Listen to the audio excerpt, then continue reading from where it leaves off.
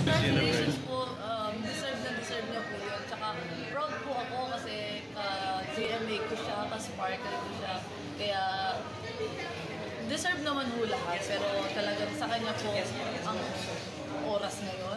Para sa akin naman ho, wala naman po sigurong politika sa pageant. Kasi kung may politika man doon, sana tumakbo na rin ako. Tawag dito, ikaw ba may plans to enter yung Miss Universe kung sakali?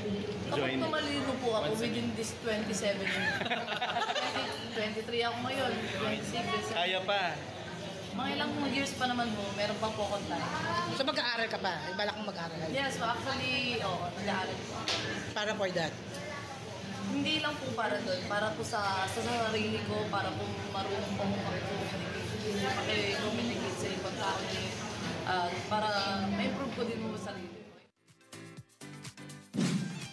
Yes. Ayan, di ba? Nakakatawa yun. Pero di ba, Ibi, May time pa actually, para mag-aral. lahat naman ng sumasali sa mga beauty pageant, talagang pinaghahandaan ng gusto. Oo. Pero aminado pa rin si Hurley na medyo hindi siya ganun ka-intellectual, di ba? Actually, di ba? At saka, at least alam niya sa sarili niya ngayon ang pagkukulang niya, kailangan niyang i-improve, di ba? Correct. Kasi napanood ko yung sumali sa Binibining Philippines, yung sagot niya parang ang layo din, di ba? Pero ang dami niyang special awards na nakuha. Siya pinakamaraming special award. At ang ganda-ganda niya, ang sexy-sexy niya ngayon. Pwede kung mag-aaral na paanong tamang pagsagot. Hindi siya naniniwala na may politika doon. Oo, Alam naman natin na bahiran din ng mga issue ang itriga itong Binibining Pilipinas Miss Universe. Hindi, ibang Binibining Pilipinas.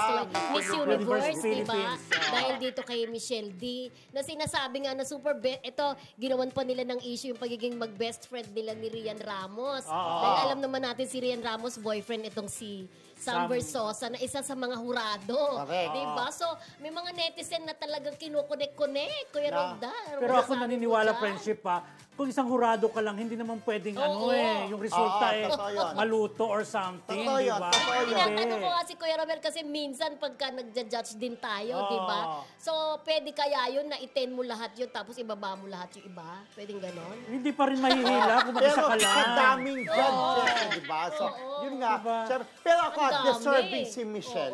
Deserving siya. Ang galing din naman yung sumagot. Parang yung isa din si Miss Bohol, di ba? Kaya rin siyempre, kanya-kanyang taste sa mga kurado. Kung sa tingin nila si Michelle, then be it. Ganun lang naman yun, di ba?